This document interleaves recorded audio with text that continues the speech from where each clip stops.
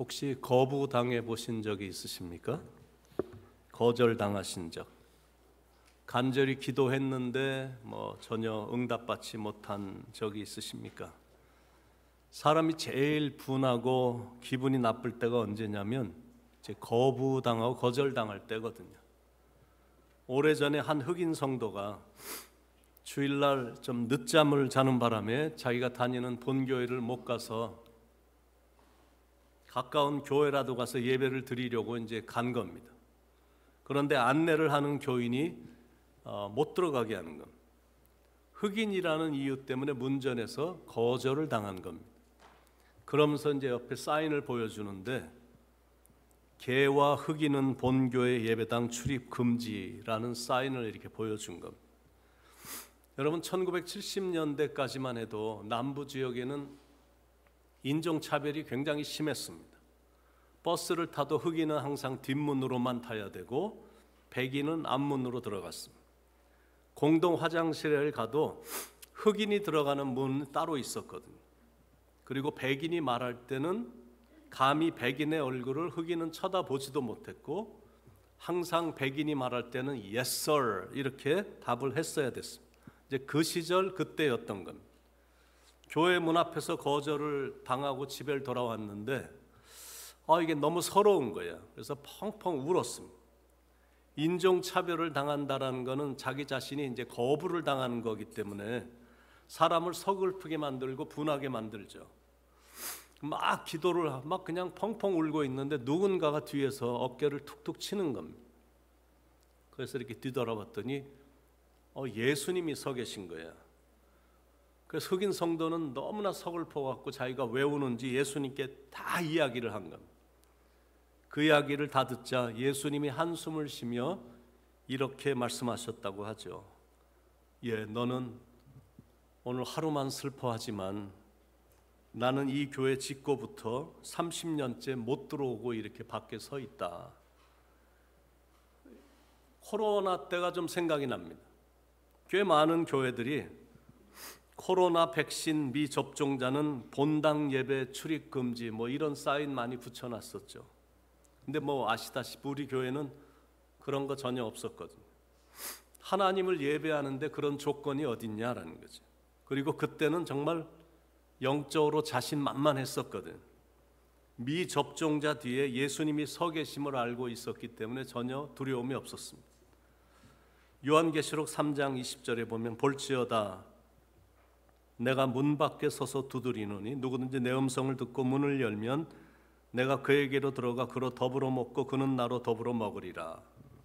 그러니까 예수님이 계시면 어떤 것도 걱정이 없는데, 자 그런데 이제 사람들로부터 거절당한 거는 둘째치고 내가 하나님으로부터 거절당했다라고 느끼면 그때 받는 상처는 어떨까? 독일 나치 수용소에서 고통을 당했던 유대인들이 사랑하는 자녀, 부모, 그리고 형제, 자매, 배우자들이 가스실로 끌려가고 자기들 앞에서 죽어갈 때 우리가 함께 읽은 시편 22편 1절을 그렇게 많이 암송했다고 그러죠. 내 하나님이여 내 하나님이여 어찌 나를 버리셨나이까? 어찌 나를 멀리하여 돕지 아니하시오며 내 신음소리를 듣지 아니하시나이까? 하나님께 철저히 거부당했다라고 느낀 겁니다.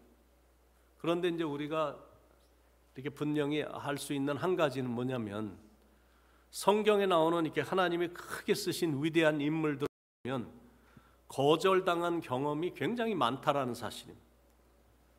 그러니까 사람은 절대 쉽게 위대해지지 않음을 보게 되는 겁니다. 많은 거절과 거부의 경험에도 불구하고 흔들리지 않고 우뚝 섰기 때문에 그 사람들이 이제 위대해진 거거든요. 아브라함도 오랫동안 거절을 당했습니다.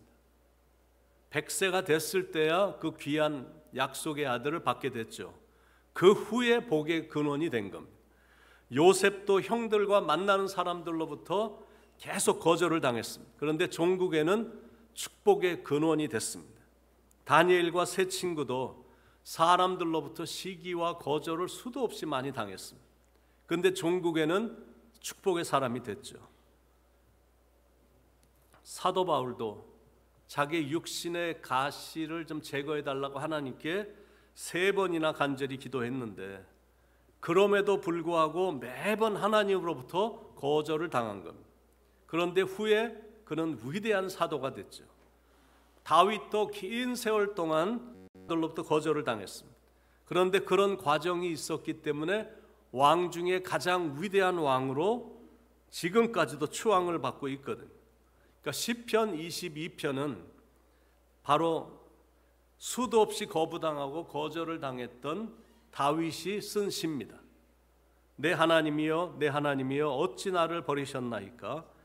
어찌 나를 멀리하여 돕지 아니하시오며 내 신음소리를 듣지 아니하시나이까? 내 하나님이여 내가 낮에도 부르짖고 밤에도 잠잠하지 아니하오나 응답하지 아니하시나이다.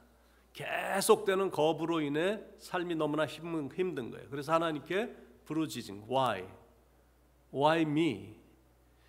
Why is life so hard? 왜 인생이 이렇게도 힘들게 계속돼야 됩니까? Why you don't do anything for me? 하나님 왜 저를 위해서 아무것도 안 하세요? 뭐 이렇게 거절을 당하는 느낌이 드는 거예요. 자, 그러면 이제 질문이 나오죠. 왜 하나님은 거절을 하실까? 이런 질문이 나오는데 첫 번째 이유는 이해는 잘 안 되시겠지만 우리를 향한 깊은 사랑 때문에 거절하실 때가 있다라는 겁니다.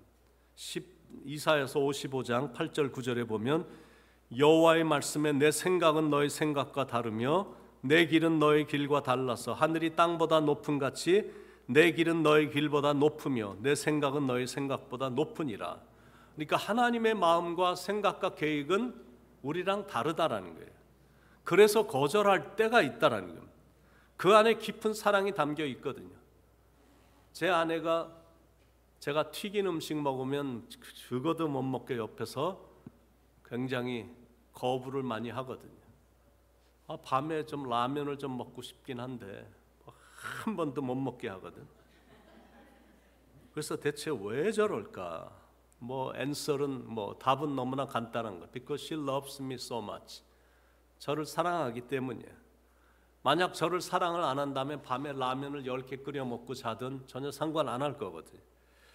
운동하기 싫으면 she wouldn't care. 그냥 운동하지 마. 이렇게 될 거거든. 근데 사랑하기 때문에 못하게 하고 못 먹게 하고 운동도 하게 하고 최소한 걷기라도 하게 하는 겁니다.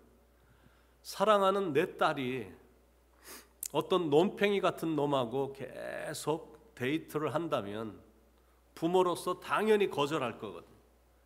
그 일로 인해 부모와 딸의 관계가 나빠진다 할지라도 딸을 사랑하기 때문에 절대 못 만나게 하는 거거든. 아들이 쓸데없이 밤늦게 쏘다닌다. 어떻게 해서든지 부모는 못 맞게 할 거거든요. 그건 아들을 사랑하기 때문이야. 아들을 사랑하지 않으면 아들이 누구를 만나든 집에 들어오든 말든 밖에서 제대로 먹고 다니든 늦게 다니든 케어를 전혀 안 하는 거죠. 제가 젊었을 때 데이트할 때 기차 타고 아내를 보러 지금의 아내가 된 저 여인과 저 아내를 보러 매일 기차 타러 다녔다고 말씀드렸잖아요. 근데 갔다 오면 이제 늦어지는 거예요. 거의 새벽에 들어오는 거니까 또 아버지는 항상 물어보시더라고요. 너 왜 이렇게 매일 늦게 다니냐? 그래서 처음에는 계속 공부 때문에 그렇죠.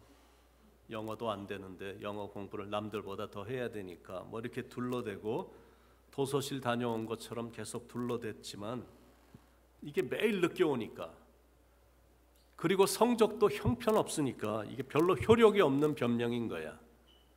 그래서 제가 또 머리를 좀 써갖고 자주 좀 써먹었던 변명이 있거든요. 너 왜 이렇게 늦게 들어오냐? 친구 아버지가 돌아가셨어요. 그랬더니 또 물어보는 거예요. 왜 이렇게 늦게 다니냐? 어젠 또 왜 이렇게 늦게 왔어? 예, 친구 아버지가 돌아가셨어요. 그랬더니 아버님이 의미 있는 말씀을 하시더라고요. 아니 어떻게 네 친구 아버지는 다 죽냐? 그래서 제 손에 아무것도 없었던 거예요. 용돈도 안 주시지, 전화카드 다 뺏으셨지, 차도 안 주시지. 그러니까 때때로 하나님이 우리가 원하는 걸 거절하실 때가 있는데 그때는 섭섭한 겁니다. 근데 지나고 나니까 그렇게 하신 게 하나님의 사랑이었구나라는 게 깨달아지는 거. 좀 금방 좀 치료를 해주시지. 그 직장 좀 얻게 해주시지. 사업체가 좀 성사가 되게 해주시지. 재정을 좀 열어주시지. 그 여자와 결혼하게 해주시지. 영주권 좀 빨리 나오게 해주시지. 빨리 문제 좀 해결해 주시지. 그런데 지나고 나니까 그때 거절하신 것이 하나님의 사랑이었고, 오히려 하나님의 사랑이 깊이 담겨 있는 것이 이제 느껴질 때가 있거든요. 건설업계에 종사하는 탐이라는 신앙인이 회사에 사활이 걸린 프로젝트라 생각이 들어서 입찰을 시도한 겁니다. 그리고 나서 하나님께 기도하고 또 기도했어요. 왜냐하면 이번 입찰의 성공이 그의 사업에 얼마나 중요한지 하나님께서는 정말로 잘 아실 것이다라고 생각했기 때문에 반드시 이번 계약은 자신에게 허락될 것이라고 굳게 믿고 있었던 겁니다. 그런데 다른 경쟁 회사가 선발이 된 겁니다.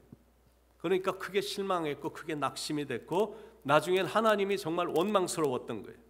이 거절당했다는 느낌, 기도가 응답받지 못했다라는 그 허탈감, 무시당한 느낌이었거든요.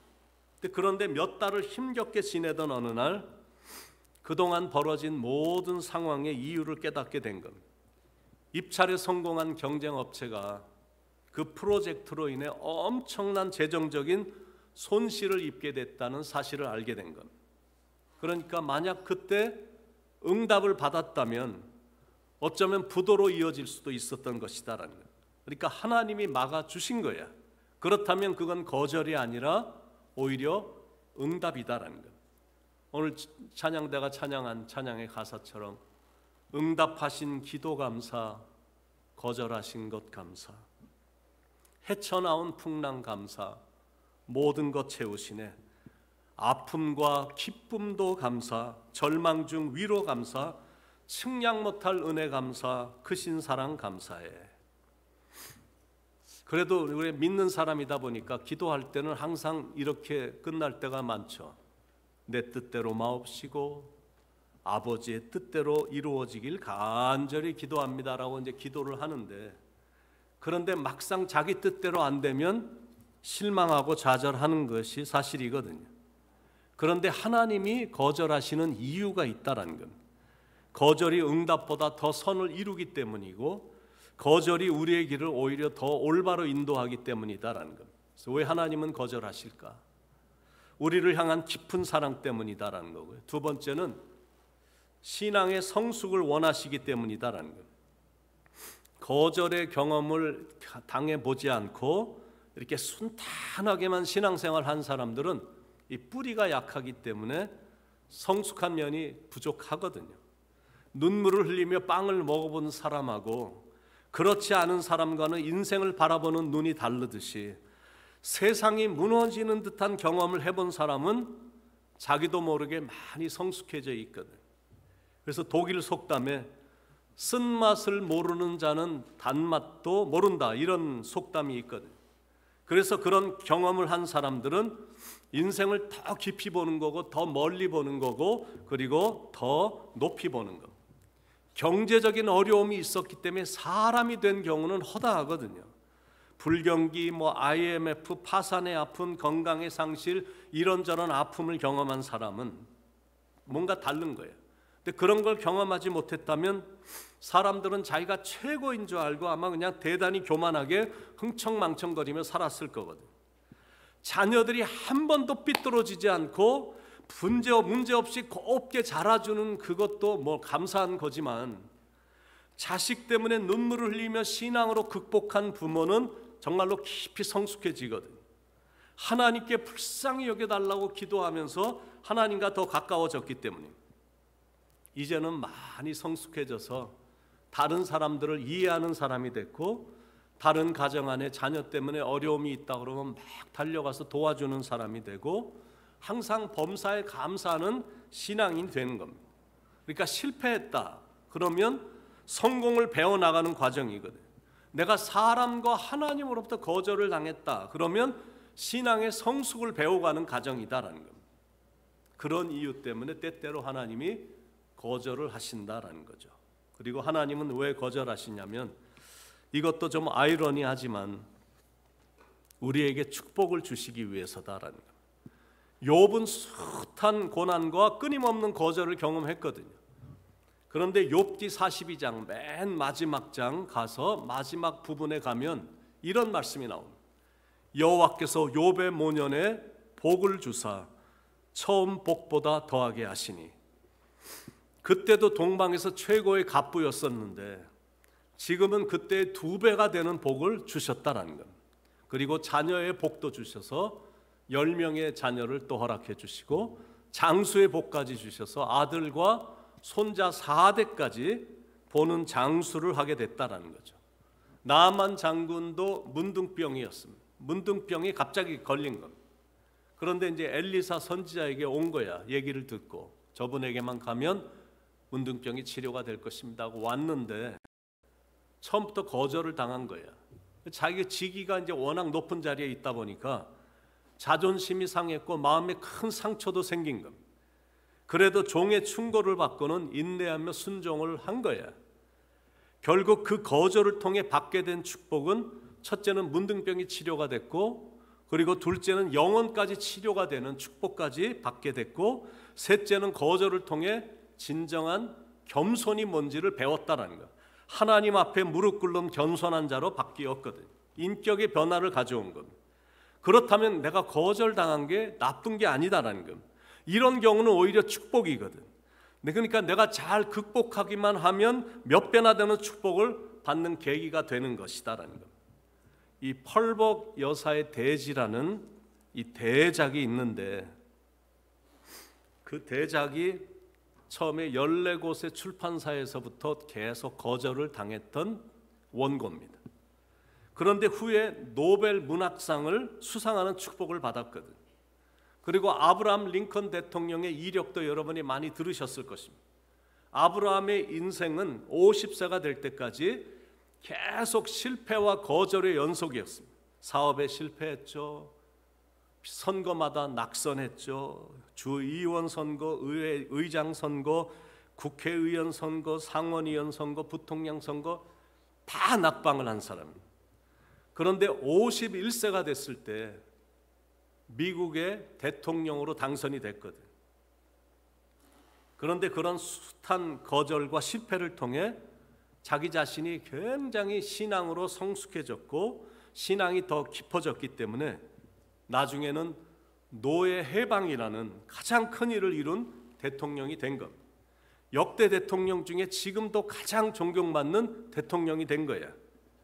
링컨은 힘들 때마다 다음과 같이 스스로에게 말하면서 극복했다고 그러죠. 내가 걷는 이 길은 언제나 험하고 미끄러웠다. 그래서 나는 자꾸만 미끄러져 길 밖으로 곤두박치곤 했다. 그러나 나는 곧바로 기운을 차리고 내 자신에게 이렇게 말했다. 길이 약간 미끄러울 뿐이지 낭떠러진 않냐. 여러분 유명한 푸시킨의 시 기억하시잖아요. 삶이 그대를 속일지라도 슬퍼하거나 노하지 말아라. 슬픈 날엔 참고 견디라. 즐거운 날은 오고야 말리니. 여러분 좋은 날이 오고 있거든요. 지금은 조금 미끄럽기만 한 것뿐이야. 결코 낭떠러진 아니다라는 거예요. 그러기에 내가 참고 견디고 인내하고 나가면 반드시 주님께서는 축복의 날을 우리에게 주실 것이다라는 겁니다. 거절을 당했다. 절망스러운 상황이다. 하나님이 여러분을 향하여 노하셨습니까? 모세 정말 간절히 기도했는데 하나님이 결정적일 때 노를 하셨거든요. 그것도 지금 내가 가나안 지금 들어가는 입구 바로 앞에서 지금 가나안을 쳐다보고 있는데 너는 요단을 건너지 못할 것이다. 이렇게 말씀하시는 거예요. 완전히 내가 거절당했다라고 느낄 수 있거든요. 40년을 달려왔는데 하나님이 결정적일 때 거절을 딱 하셨다라고 느껴질 수가 있는 거예요. 그런데 그건 인간적으로는 거절이지만 영적으로는 거절이 아니거든. 영원한 천국으로의 입성이었기 때문에 그걸 깨달은 모세는 하나님 감사합니다. 내가 여기까지 온 건 주님의 은혜였습니다. 나를 사랑해 주신 주님 감사합니다 라고 말하면서 하나님의 거절을 받아들이는 모세의 모습이 너무나 아름다운 거예요. 그래서 우리가 지난번에 성지순례 갔을 때 많은 곳을 방문을 했지만 저에게는 지금도 가장 감동적이며 잊지 못할 장소는 바로 모세가 거절을 당했던 그 장소가 저에겐 가장 은혜가 됐던 장소였습니다. 가나안 땅을 내려다보면서 그런 야속한 거절에 당황하지 않았고 오히려 과거에 함께 하셨던 하나님께 감사하면서 하나님이 거절하실 때는 분명히 거기엔 뜻이 있을 것이다 라고 믿고 받아들인 모세를 상기하며 가장 큰 마음의 감동이 있었거든요. 그러니까 거절을 당할 땐 이렇게 지혜롭게 믿음으로 잘 헤쳐나가면 되는 거예요. 하나님의 노는 성공과 축복의 예고편일 때가 많기 때문에 그렇습니다. 그래서 기도하면서 묵묵히 나가는 거예요. 그러면 하나님은 더 큰 믿음을 주시고 그리고 자기 자신에겐 대단한 축복을 경험하는 계기가 된다라는 거예요. 여러분 기도할 때마다 매번 하나님은 예스라고 응답하시지 않으시거든요. 하나님께서 주시는 가장 큰 선물이 때로는 응답이 되지 않은 기도일 수가 있다라는 겁니다. 시편 23편 1절에 땅과 거기에 충만한 것과 세계와 그 가운데 사는 자들은 다 여호와의 것이로다. 그러니까 하나님은 우리의 삶과 우리의 일터와 사업체, 가정 모든 것을 다 통치하시고 다스리심을 말해주는 말씀이거든요. 제가 지난 주일에도 한번 말씀드린 그 다윗의 기도 역대상 29장 12절로 14절 부와 귀가 주께로 말미암고 모든 것이 주께로 말미암아 싸우니 우리 하나님이여 이제 우리가 주께 감사하오며 주의 영화로운 이름을 찬양하나이다. 그러니까 모든 게 다 주님께로 온 거야. 그러니까 모든 건 다 하나님이 주관하신다는 거야. 그래서 어떨 때는 주님이 보시고 노로 화답해 주시지만 어떨 때는 예스지만 어떨 때는 내가 그렇게 간구했음에도 불구하고 플랫리 노야, 완전히 차갑게 노하실 때가 있거든. 그런데 인생을 살아보니까 그때 주님이 노하신 게 내가 살 길이었던 거야. 그런데 문제는 뭐냐면 우리 인간은 거절이나 실패의 경험을 하면 쉽게 체념하거나 비관에 빠진다는 거야. 이게 문제야. This is the problem. 이게 문제입니다. 미국의 유명한 만화 영화 중에 여러분도 아시죠? 스누피라는 만화 영화가 있죠. 그런데 이 스누피가 어느 날 내가 한번 소설을 좀 써봐야 되겠다. 그래 소설을 쓰기로 마음에 작정을 한 거예요. 그런데 이 스누피는 유난히 비관적인 체질이었기 때문에 소설을 쓰기만 하면 시작부터 비관적으로 시작이 되는 겁니다. 항상 이렇게 시작이 돼. It was a dark and stormy night. 그날은 어둡고 비바람이 몰아치는 밤이었습니다.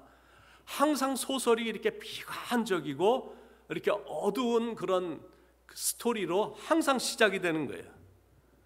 계속 그렇게 쓰니까 이 장면에 왈가닥 루시가 갑자기 등장을 합니다. 그러면서 이렇게 말을 야, 너는 왜 소설을 맨날 그렇게 쓰냐? 그건 좋은 소설이 아니야. 그랬더니 스누피가 루시에게 그래?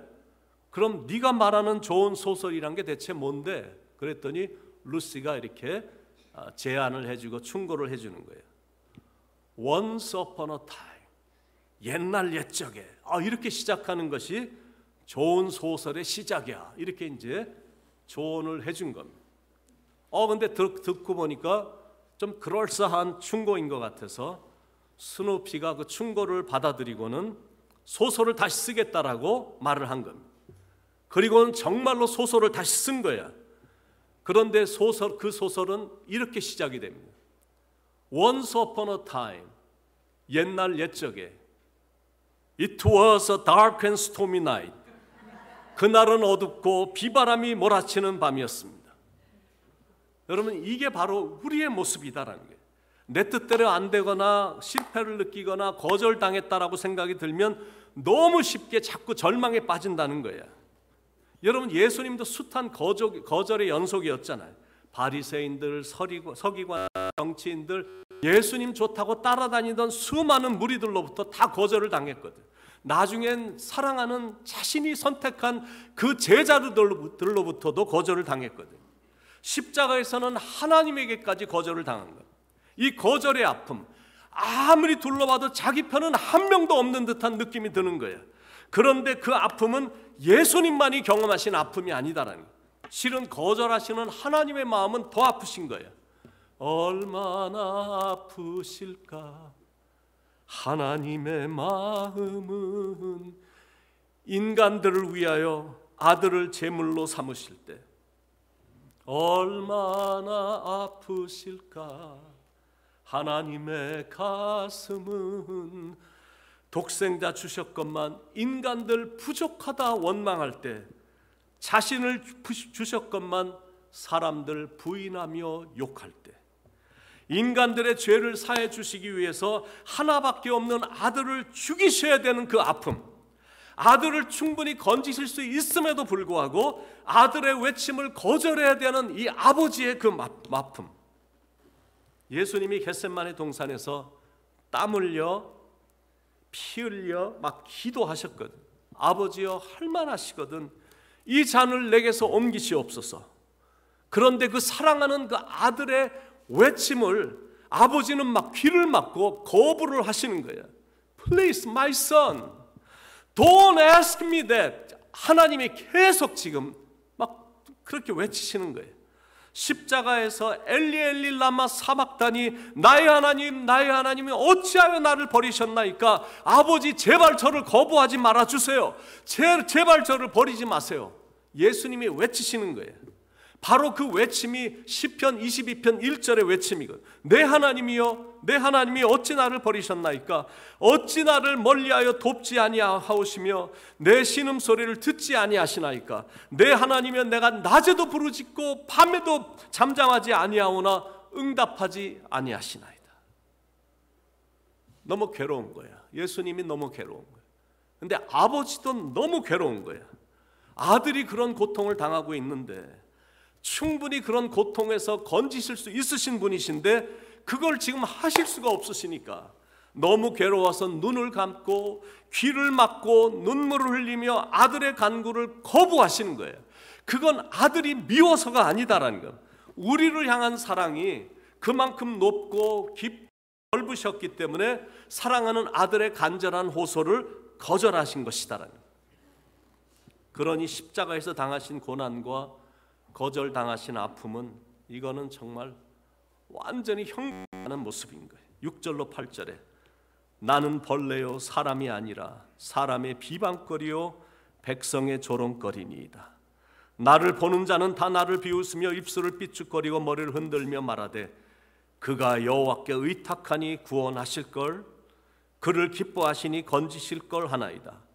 12절로 15절 많은 황소가 나를 에워싸며 바산의 힘센 소들이 나를 둘러쌌으며 내게 그 입을 벌림이 찢으며 부르짖는 사자 같으니이다. 나는 물같이 쏟아졌으며 내 모든 뼈는 어그러졌으며 내 마음은 밀랍 같아서 내 속에서 녹았으며 내 힘이 말라 질그릇 조각 같고 내 혀가 입천장에 붙었나이다. 주께서 또 나를 죽음의 진토 속에 두셨나이다. God, this is too much. Father, this is too painful. 너무 아픕니다. 그런데 nevertheless, there's no response from God. 하나님으로부터 응답이 없는 거예요. 이거는 완전히 spiritual suffering, 영적인 고통이 너무 심한 거예요. 그런데 영적인 고통만이 있는 게 아니라 이 mental suffering이 있는 거예요. 정신적으로. 왜냐하면 사람들이 조롱하니까 계속 그 앞에서 비웃고 있으니까 이 아주 그냥 정신적으로 너무 고통이 많은 거예요. 근데 not only that, there was unbearable physical suffering as well. 육체적인 고통까지 있는 거예요. 손과 발이 못이 막히고 뼈는 어그러졌고 몸은 뼈를 셀 수 없을 정도로 수척해졌고 목은 말라서 혀가 막 위에 막 천장에 붙을 정도로 막 목이 너무 마른 거예요. 여러분 어떻습니까? 여러분이 거부당하고 거절당했다 그러고 나는 고통이 많고 고난이 많다고 말은 하지만 예수님 앞에서 그런 얘기할 수 있냐라는 거죠. 그것도 남을 위해 예수님이 자청하신 십자가의 고난이다라는 거예요. 그리고 우리를 위해 하나님이 거절하신 고난이거든. 혹시 여러분은 거절당하신 경험이 있으십니까? 그렇다면 겟세마네 동산에서 하나님께 차갑게 거절당하신 예수님을 볼 수 있길 바랍니다. 거부당한 경험이 있으십니까? 골고다 언덕에서 아버지에게 처절하게 거부당하신 예수님을 보기 바랍니다. 주님이 아파하셨기 때문에 주님이 고난을 당하셨고 차가운 처절한 거절을 받았기 때문에 우리가 이렇게 축복을 받은 거거든. 그 거절의 경험이 없었다면 지금 우리는 대체 어떻게 됐을까? 한마디로 말해서 no hope야. 우리는 소망이 없는 거예요. 그래서 우리는 범사에 감사하며 살 수밖에 없는 거예요. 지금도 누군가에게 거절을 당하고 있다면 그것까지도 감사하는 거야. 그런 거절의 경험이 오히려 후에 다른 사람들에게 유익을 이렇게 주는 기회가 될 수 있기 때문에 그렇습니다. 그 외에도 감사할 게 우리는 너무 많아. 우리가 그런 분을 구주로 영접했다는, 믿게 됐다는 사실, 예수님을 믿었더니 내 모든 죄가 다 용서함을 받게 됐다는 사실, 내가 그분을 믿어서 하나님의 자녀가 됐다라는 이 사실, 이런 것만 생각해도 가슴이 점이 올 정도로 감사가 되지 않냐라는 거예요. 그런데 신비한 게 있어요. 이거는 또 다른 감사의 매직인데, 내가 지금 누리고 있는 이런 모든 축복들에 대해서 하나님 앞에 감사를 하면 참 신기하게 더 많은 축복들이 막 생각이 나는 거예요. 그래서 감사할 게 더 많아진다라는 거예요. 감사란 거는 내가 하면 할수록 점점 더 많아진다는 게 이게 감사의 매직이거든. 그래서 스펄전 목사님이 이런 말씀을 하셨잖아요. 촛불을 보고 감사하면 전등불을 주시고, 전등불을 보고 감사하면 달빛을 주시고, 달빛을 보고 감사하면 햇빛을 주시고, 햇빛을 보고 감사하면 천국을 주신다. 그러니까 감사하는 마음은 천국의 마음인 거예요. 여러분은 이번 주에 얼마나 많은 감사를 하셨습니까? 이 감사의 달에 얼마나 많은 감사를 하고 계십니까? 이 세상에서 가장 아름다운 세 가지 말이 이거잖아요. I'm sorry, I love you, and I thank you. 내가 잘못해줘서 미안해. 당신을 사랑해. 나에게 잘해줘서 고마워. 이런 말이 서로 오갈 때 이렇게 서로가 행복을 느끼는 거거든. 감사라는 건 내가 기쁠 때만 하는 게 아니에요. 감사는 감사의 달에만 하는 것이 아닙니다. 감사란 거는 범사에 하는 거예요. 잘 되면 잘 돼서 감사하고, 잘 안 되면 안 돼서 감사하는 거예요. 내가 건강하면 건강해서 감사하고, 병을 앓으면 그동안 건강하게 해주신 하나님을 생각하며 그냥 감사하는 거예요. 어려운 가운데서도 사업이나 장사가 잘 됐으면 하나님 앞에 넘치는 복에 대해서 감사를 드리고, 잘 안 돼도 그동안은 그래도 잘 됐었으니까 그런 거 생각하며 감사하는 거예요. 모든 것에 범사에 감사하며 사는 것. 그러니까 forever grateful, 영원히 감사하며 사는 거예요. 식당에 갔는데 웨이터가 와갖고 내 컵에다가 물을 따라주면 감사합니다 말하는 거야. 어딜 갔는데 어떤 사람이, 앞에 서 있던 사람이 내 문을 잡아주면 감사합니다라고 말을 하는 거죠. 어디를 지나가고 있는데 나를 알지도 못하는 사람인데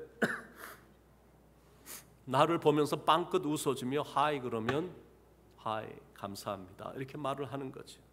어디를 가든지 무엇을 하든지 언제나 범사에 감사하는 거예요. 삶이 어려워져도 감사, 불경기가 찾아와도 감사, 처절하게 거절당한 것 같아도 그래서 감사하는 거예요. 그런데 당연히 쉽지 않죠.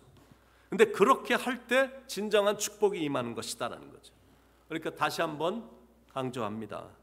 응답해 주셔도 감사하고 거절하셔도 감사합니다.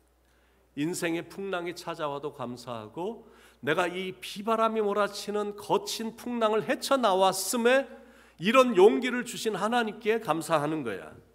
삶이 어렵지만 그래도 내가 이만큼 살고 있으니까 감사하는 거죠. 또다시 찾아온 감사의 달에 온 성도님들이 감사로 가득 차길 축원드립니다. 그 감사가 넘치고도 넘쳐서 거절당한 것까지도 감사하는 성숙함이 여러분에게 있기를 축원드립니다.